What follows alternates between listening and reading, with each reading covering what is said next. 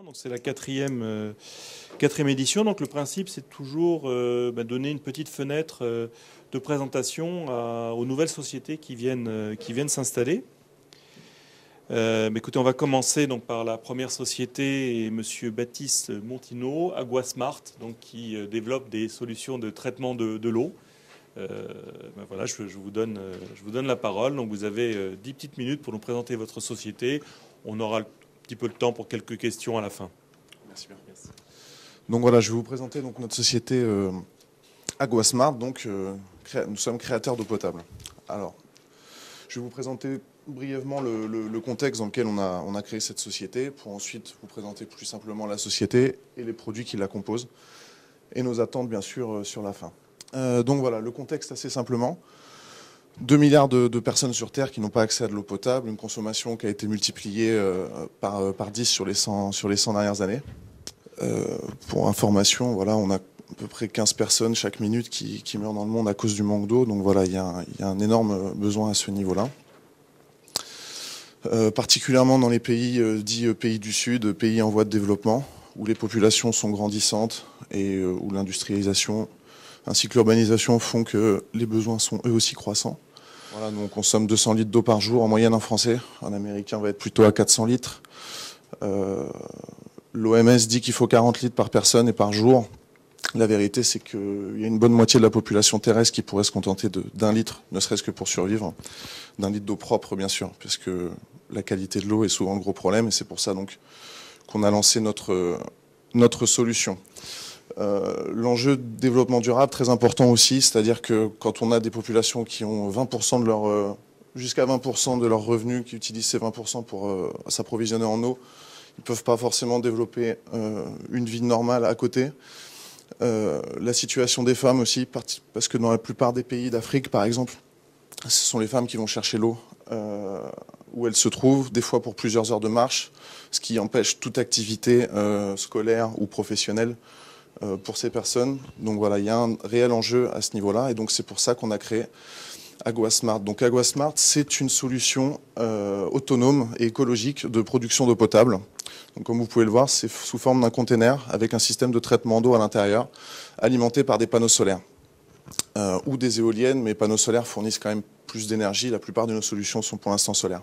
Alors, on a essayé de faire une machine simple, robuste, économique, c'est-à-dire quelque chose qui ne demande pas d'avoir des compétences extrêmement élevées pour l'entretenir et pour l'utiliser, de manière, encore une fois, à ce que les populations de ces pays qui ne sont pas forcément, qui n'ont pas forcément le même niveau de formation que chez nous, puissent s'en servir, et s'en servir de manière autonome et indépendante, c'est-à-dire sans avoir besoin de faire venir quelqu'un de France pour tout simplement l'utiliser. On a fondé la société en 2011.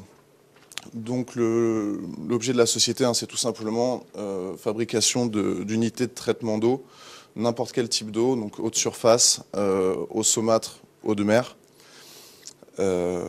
avec donc bien sûr énergie renouvelable. Donc on peut produire pour l'instant entre 1 et 15 mètres cubes par jour, donc ce qui permet d'approvisionner des villages, des sites.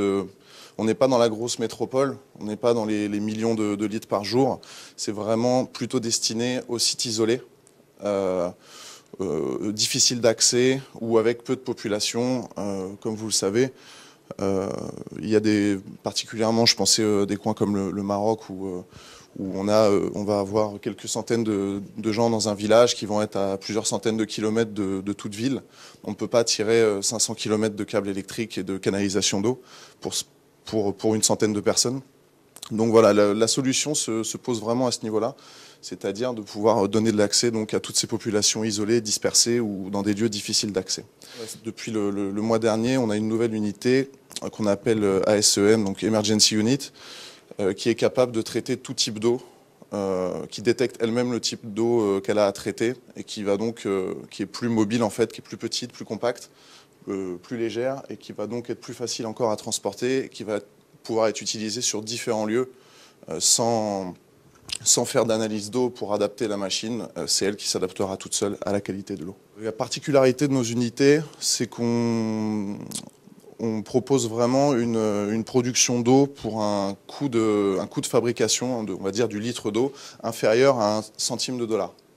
Voilà, on parle en dollars parce que c'est moins cher qu'un euro et voilà, c'est une bonne image aussi pour beaucoup de nos partenaires et de nos clients. Donc l'idée, voilà, c'est qu'en incluant le coût d'amortissement de la machine, les consommables et l'emploi, parce qu'en général on considère qu'on crée 1 ou 2 emplois sur place pour entretenir la machine et distribuer l'eau. En incluant tout ça, on arrive à des coûts de production sensiblement inférieurs à 1 centime de dollar. On est très compétitif par rapport aux marchés locaux et on peut du coup vraiment donner accès à l'eau à pas mal de gens.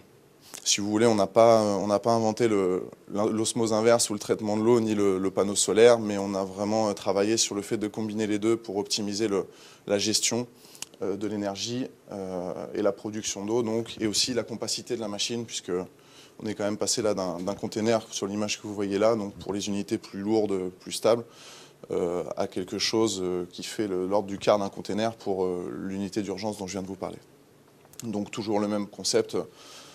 Une pompe d'entrée, un filtre à sable, derrière un module d'ultrafiltration ou d'osmose inverse suivant le type d'eau qu'il y a à traiter, des batteries pour stocker l'énergie et une cuve bien sûr pour stocker l'eau produite. C'est une machine qui va produire 7 mètres cubes par jour.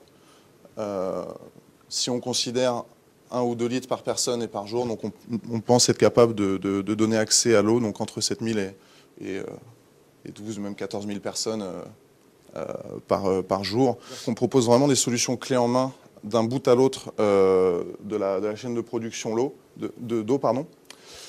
Donc, ce qui fait qu'on va avoir des pompes solaires donc, pour puiser l'eau à l'origine. On va proposer des unités d'ensachage avec des sachets biodégradables de manière à pouvoir conditionner l'eau pour pouvoir ensuite la distribuer. Donc ça se présente sous forme comme des berlingots, si vous voulez, de 1 demi-litre ou de 1 litre. On peut proposer des machines à glace, donc ça peut être utile. Je pense particulièrement à l'Afrique de l'Ouest. Les pêcheurs achètent tous les jours de la glace pour conserver leurs poissons le temps de leur sortie. Ils payent ça une fortune. Voilà, c'est des projets sur lesquels on travaille. Bien sûr, une citerne de stockage, le module de chloration pour pouvoir conserver l'eau stockée dans la citerne. Enfin, voilà, l'idée, c'est vraiment de proposer la solution la plus complète, on va dire, pour nos clients. Quelles sont nos attentes? Assez simplement, on cherche des partenaires énergétiques, ce qui va dire compétents en matière d'énergie, c'est-à-dire qui pourraient nous améliorer encore l'efficacité énergétique de nos machines, de manière à produire toujours plus avec toujours moins. C'est toujours la même idée. Puisqu'on est vraiment très dépendant de l'énergie, si vous voulez, par exemple, entre une osmose inverse, donc désaliniser l'eau, et une ultrafiltration, c'est-à-dire filtrer de l'eau de source classique, il y a un facteur énergétique qui est de 2 ou 3 par rapport aux besoins. Vraiment, donc, plus on a des solutions énergétiques performantes et plus nous, on est capable de produire avec la même machine, avec le même volume, les mêmes dimensions. Et bien entendu, on est aussi à la recherche d'investisseurs qui veulent s'implanter dans les pays du Sud ou proposer ce genre de solutions, puisque ça peut être aussi, comme vous le voyez avec le coût de revient de l'eau, ça peut être aussi rentable de produire l'eau soi-même pour la vendre et d'en faire un investissement personnel à ce niveau-là. Ou même tout simplement pour l'aide au développement de certaines régions. Voilà, il y a des bailleurs de fonds, enfin, il y a énormément de monde qui travaille dans ces continents. Alors des concurrents, plus ou moins, en fait c'est un peu, ce qui est paradoxal, c'est que c'est un peu un marché de niche, même si c'est une niche à 2 milliards d'individus. C'est ça qui est... Non mais c'est vrai, hein, c'est-à-dire que vous allez avoir des Veolia, des Suez qui ne regardent absolument pas les projets de cette dimension. C'est-à-dire, comme je vous disais, pour alimenter quelques centaines, quelques milliers de personnes, ils sont dans les millions de litres heure, ils sont pas du tout, ils s'intéressent même pas à ça. Donc après, il y a quelques petites sociétés qui démarrent un peu comme nous, ou qui étaient déjà dans l'eau, donc qui essaient de proposer des choses.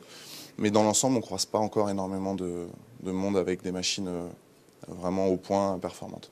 Et puis surtout, le réseau international, le commerce international qui est sur des processus très très longs. Il faut connaître un petit peu le terrain, on va dire, et chose que beaucoup de PME n'ont pas vraiment. Et Donc Monsieur Compin, mon directeur, qui a une grosse expérience à l'international, en fait, se sert de son réseau aussi pour aller justement démarcher les contacts le plus proche possible. Merci beaucoup. Merci.